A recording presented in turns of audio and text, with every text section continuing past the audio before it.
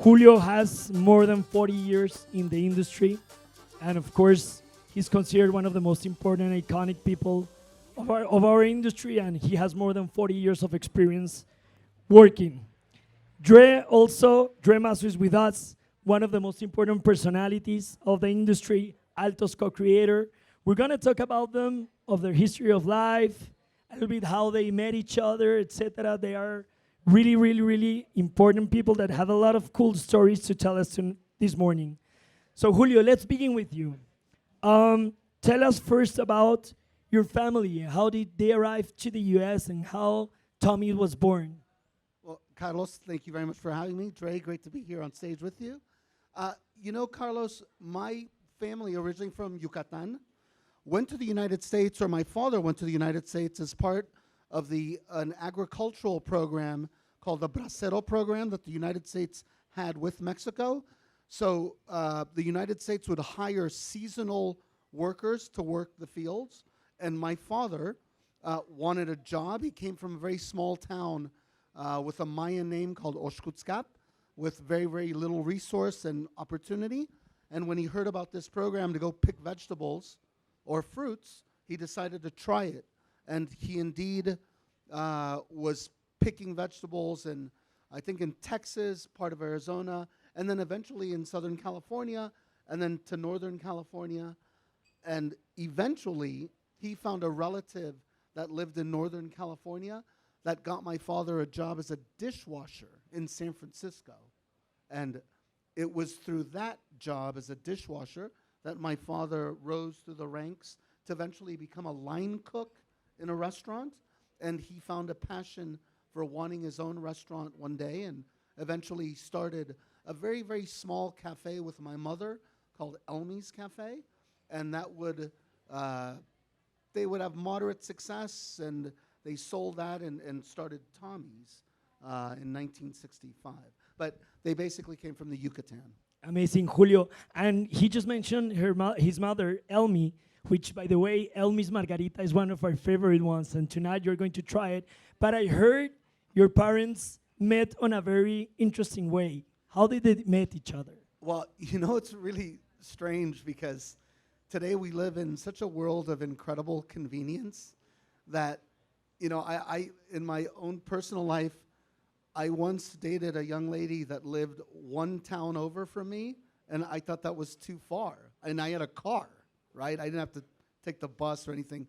Well, my father, from Oshkutzcap, somehow fell in love with my mother, who both of them were, my mother was the queen of her town, like in one festival year, and my father was the ugly king of his town.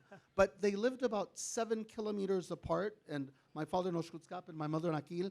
So my father would have to ride a bike to go see my mom. And, here you just heard me complain about driving, somewhere to go see somebody. And yeah, so it wasn't easy at all.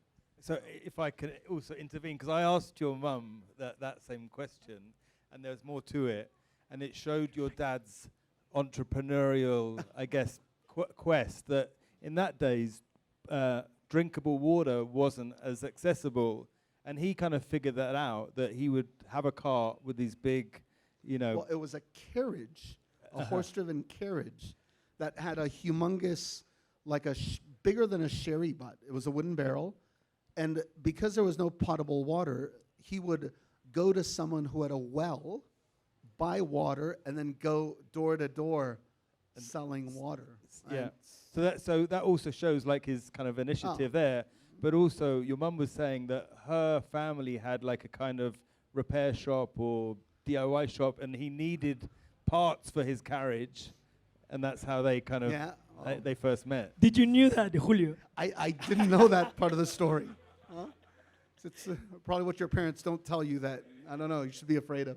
That's amazing. But for sure, my father was very entrepreneurial and deeply devoted to my mom. They were married for 54 years before my father passed. And what was even more interesting, Carlos, and I didn't realize it growing up, but my father, when he came to the United States, he didn't see his wife for 10 years, right? Because he had no money There's no FaceTime. There's no internet. You could call, or in our little town in the Yucatan, it was probably like many towns in Colombia where at that time, and you're talking in the 1950s, there's maybe one telephone in the entire town, and it belongs to the richest person of the town or the biggest merchant of the town. And if you wanted to call someone, you needed to like prearrange. Hey, next Tuesday, Carlos, at 3 o'clock, be at the phone booth because I'm going to try to call. Wow. And that's how it was. And my father saved enough money to eventually bring my mother and my brothers and sisters to America. And I was born in the United States. We're the last sibling of my family.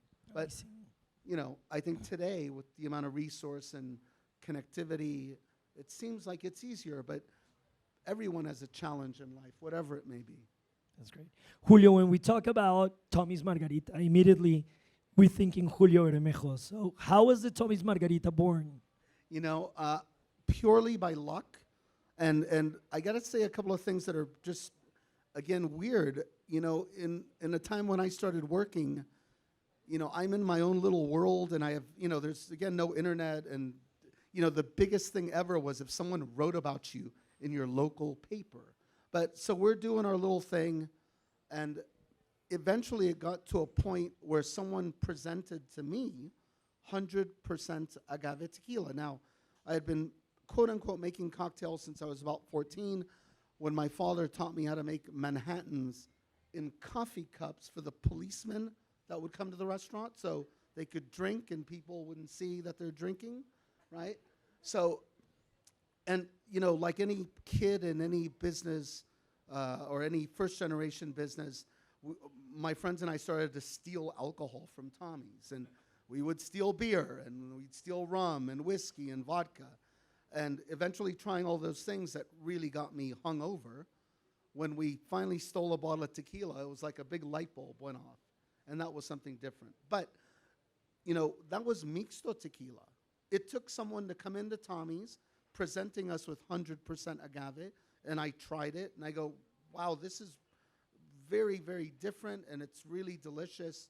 And taking eventually a choice to stop pouring regular tequila in our well to pouring 100% agave, and literally being one of the first venues on a volume basis to stop selling regular tequila when the marketplace was dominated by 98% of my consumers drinking regular tequila and only 2% of them drinking 100% agave.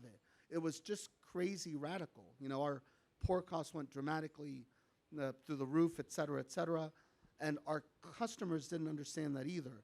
But the development of the Tommy's Margarita, like I said, was by luck. Someone introduces us to 100% agave.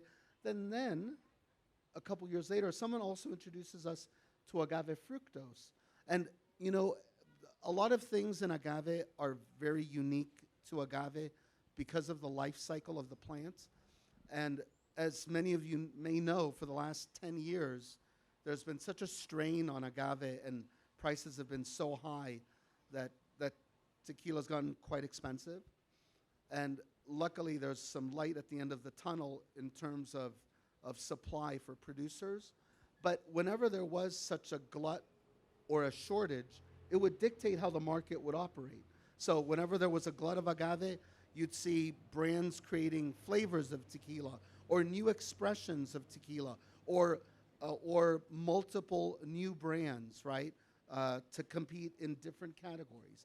And when there are shortages of agave, well, one of the most common things would happen is you'd see 100% agave products disappear and people go to mixto, or those flavored products, again, disappear from the market and not come back until agave was plentiful. Well, in such a glut, you know, agave fructose, which is a great, great sugar source, starts to be introduced in America. You know, at that time in the late 80s, it was a product that was only for the health food industry. You know, it wasn't for the regular, quote unquote, bar or consumer because it was incredibly expensive. But again, when someone introduced us to that and we tried it, it seemed like a natural fit. But again, so while we're doing our little margarita at Tommy's, we never, ever, ever called it the Tommy's Margarita.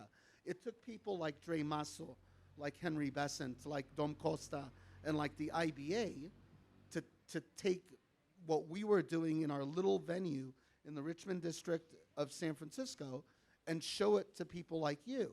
I mean, you know, at that point in my career, I had traveled a little bit, but as a tourist. I had never really traveled professionally.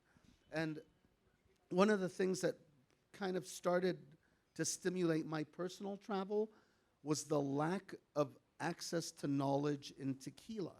So as I'm developing a little tequila program and caring, at that point in 1986, we had 24 different 100% agave products, and it was the largest selection in San Francisco at that time.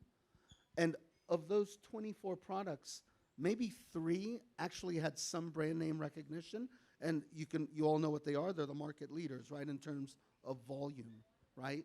And we started carrying these funky little brands that I had no idea of their history, but they tasted good, and they made nice drinks. And so wanting to find out more, I started spending my own money coming to Mexico and Jalisco and visiting distilleries and trying to learn as much as I could. I developed a small little club at the restaurant to bring consumers over. And then when I'm invited to travel with the President of Mexico and that entourage in 2001, I meet incredible people like Dre Masso and forge lifelong friendships and lifelong relationships with incredibly serious bartenders that I had no idea existed in other parts of the world that had an interest in tequila and what we were trying to do. So That's great. And that's going to lead us after how did you met. But first, let's go with Dre. Dre, when did you started working on the bar industry? So my mum came to London in 1975. She was an au pair, a nanny, but she was a single mother, worked very hard. At the weekends, she was working in restaurants, and a lot of the time I was going with her. So instead of, paying additionally for a babysitter, it was okay for me to sit in the corner of the restaurant. And I grew up familiar with that environment. And at the age of 15, I worked in a place that she was working at, which was like a members hotel and sports club, but, doing the basics, collecting glasses and changing ashtrays and that kind of stuff. So it was my first kind of way for additional cash and to support whatever. And through college, I did the same thing. So I was working in a bar through college. I actually was more focused on work over education. And during college, I ended up working pretty much full time. But that affected, my studies. But after college, I was like, okay, I found this cocktail bar. I love this environment. The interaction with people, the craft that comes with it, the fact that you're making something all the time, every day's different. And I was like, right, I've got to go to central London. I've got to find where the best bar is, where the best people are, where the best bartenders were. And that was kind of my mission. And I think it's always been like, who else can I learn from? So officially, it's now 30 years of making cocktails. A bit like Julio, I was making drinks a little bit before that, but officially 30 years. And when we met, I was at a bar called The Lab, London Academy of Bartending. I think that was definitely a trailblazer at the time. It had a very extensive cocktail menu, 150 drinks. It was founded by Douglas Ankra, another pioneer, creator of the Porn Star Martini, author of cocktail books. And it was really, I think, at that point, that moment, in my opinion, one of the most important bars. it was. Before then, I worked at somewhere called the Atlantic, and that was somewhere that was set up by Dick Bradsell, so a great bar. But same with Henry. When I met Henry, it was kind of like, I want to work with you, I want to learn from you. And when I met Julio in 2001, and he invited me to a tequila tasting, I think a year later, where it was all 100% agave tequila. It was the first time that I sat down and had the opportunity to sip and savor that kind of quality liquid. I was blown away by that little experience. But Julio being Julio, offering the bartenders there the chance to learn more. What he had said is like, oh, come to San Francisco if you want to learn more. I took that as an invitation, and we exchanged emails. And several months later, I got on a plane and spent 6 months in San Francisco, pretty much every other day at the bar. He said that at one point there were 28 tequilas. When I was there were a good few hundred. And Julio's very generous with his knowledge. So he would explain, differences in production, history of the house, location, profile. And that's the kind of thing that he would do with his tequila club over a period of, whatever, like months, years.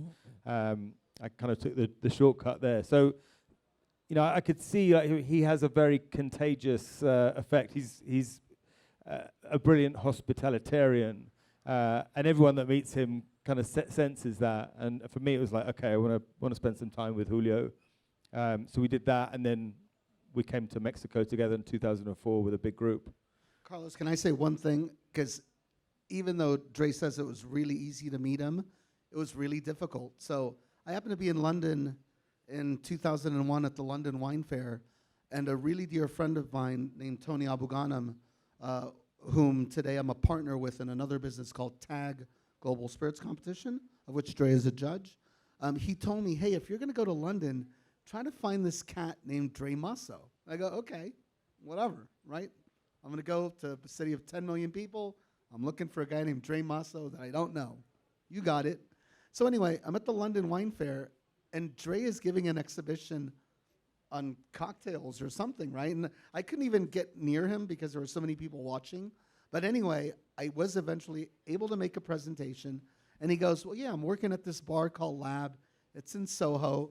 Come on by. And I go, okay. So I had been graciously invited to stay at what's called the ambassador's quarters of La Perla in Maiden Lane, owned by Tom Estes. And basically, in those days, London was really expensive for everybody. And, going there my first couple times, not knowing anything, Tom was very kind and let us stay there. And I could hang out at his bar, which is great. And they told me, oh, man, Soho is really close, and Lab is really close, and walk here or there, blah, blah, blah. So I end up walking from La Perla on Maiden Lane down to Soho to the Lab. And I get to the door, and it's about 5 or 5:30, so it's not busy. They were either just opened or about to open. And there's a beautiful young lady at the door with a pen and a notepad. And so she greets me, and she says, how can I help you? And I go, oh, hey, I want to come to this bar and have a drink. I hear it's a great place. And she asked me a question that just kind of caught me very much off guard. She goes, well, who do you know? Like, well, I don't know anybody.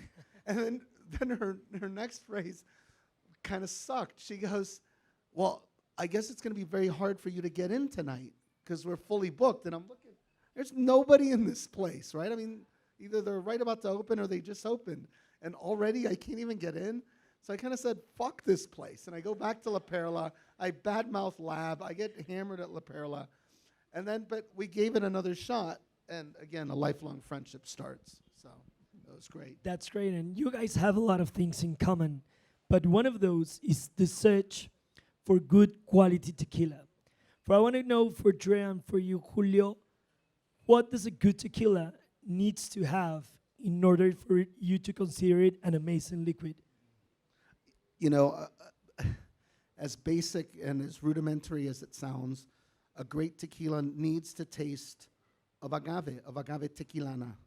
And I know that's a phrase that is overused and wrongly used, but, the terroir in tequila is distinctive, and I do understand, that the majority of tequila for the entire industry comes from the highlands, but it is a beautiful liquid that can represent each agave or agave tequilana producing zone. And, Altos is certainly one of those products that delivers on that very basic premise, right? It's an agave-forward tequila. There's no mistaking what the liquid is, right? It's not trying to be vodka. It's not trying to be whiskey. Not trying to be gin. It wants to be and is an exceptionally well-made tequila. And for you, Dre? Yeah, I often think about this, and I remember when, so if we go back to that first distillery tour that we did, where I think it was about 10 distilleries in a week, the process after for Henry and I, or the conversations, were in a very wishful or romantic way. I'd say to Henry, like, you know, what bits from these different distilleries did you like? And you know, I remember we kind of penned out, you know, this kind of wish list, and it talked even about, and I don't want to say like, you know, this was exactly Altos, but it talked. We had been explained that the agaves were bigger and more fruit forward and higher sugar content in the highlands, and then we had seen the Tahona wheel at La Alteña. We were like, that's really cool, and that tastes really different. And then certain types of fermentation with fibers. You know, I think as romantics, it was a lot of the traditional methods that told a significant story to us, which was a very happy coincidence when we finally got to meet Jesus and see the Altos distillery, or what is now the Altos distillery, because it had all of those components set up, and it was like, oh, this is great. We can tap into all of those things. So for me, I love, you know, the real traditional side of tequila. That was the thing that really shone out when we had those distillery tours. I know there's more innovation. There's a lot of new kind of techniques coming into the picture, but I still favor that real kind of like authentic style. Totally. Let's go back talking about the Margarita. And we are at Altos. We're very proud that we have been voted for the 4th year as best tequila for margaritas and Drinks International. Because, I mean, margarita is huge in the US and now outside the US also. So we already talked about high quality tequila. You already talked about the importance of the agave sauce and the fructose. Then I'm guessing the third thing you need to do an amazing margarita are the correct limes. What is the importance behind the limes? Or what do you look when you do a margarita, Julio? You know, so we use seedless Persian limes that come from Veracruz and from the Yucatan. So unfortunately, the majority of my experience is obviously in the United States. And Mexico produces a lot of different varieties of limes, but the state of Colima, which is close by to here, produces a lot of Persian limes that mainly go to the eastern seaboard of America, and Veracruz and the Yucatan will service everything else, right? And so what we look for is a lime that has a thin skin that's incredibly ripe and juicy, right? What about the way you cut it? Is there some recommendations that we can tell the guys? So I think we can say that we helped to some degree introduce the Mexican elbow in Europe. That was what we were using at Tommy's, or what we used at Tommy's. And one of the things that we definitely pioneered was when we prepped the lime, we cut off the nibs of the lime, or the small end pieces, not enough to expose the flesh of the lime, but just to expose the pith. So, because it's just simple physics, the flatter and larger our surface area is on which to apply pressure, the more juice we can squeeze out of that lime. And by squeezing on pith and not actual rind for the majority of the squeeze, we'll minimize the oil content going into your lime as well. So in theory, we're trying to deliver the freshest, brightest, crispest juice we can, because in my opinion, lime juice that's 15 minutes or older tastes differently. Wow. And so we do squeeze a la minute and that way. How many margaritas do you sell a day? Well, the technical word is a shitload. No, but I mean, you know, prior to the pandemic, and the pandemic has greatly changed our business. I mean, in a 5-day work week, we'd buy about 35 to 40 18-kilogram boxes of limes and squeeze all of those by hand. Amazing. Amazing. What about the salt? What do we do with the salt for margaritas? Well, I love salt. In the margarita, I'm not a big fan, but I love salt in other drinks. I would, I mean, when we came up with the Tommies or with the margarita that I was making, the most important aspect of the cocktail was for me to have the guest be able to discern the tequila, right? And so the proportions of 2-1-1, 2 parts, Altos Blanco, 1 part fresh hand-squeezed seedless Persian lime juice, and 1 part agave fructose that we've cut 1-to-1 with purified water, was to allow the tequila to shine in its greatest light. So it's a plug-in recipe. So it's only as strong as the product you use. Okay. So if you use a really mediocre tequila, it's going to be very mediocre. Or a very neutral tequila, you'll be tasting flavors that are more akin to to just limeade and not something that has the bright punch of agave. So we love margaritas, of course, but what about what you have seen, and you have a lot of contact with consumers because of your job?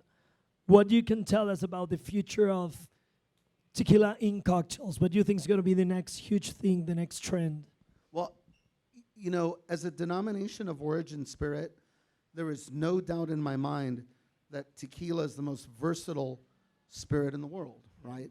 And if your culture allows you to enjoy alcohol with your meals, 100% agave tequila is the only denomination of origin category that can be paired appropriately with every course of one's meal, not just as an aperitif or a welcome drink, and not just with the main, or not just as a digestif, right? The characteristics in unaged tequila, whether valley style or highland style, pair it with incredible first courses or appetizers, salads, etc.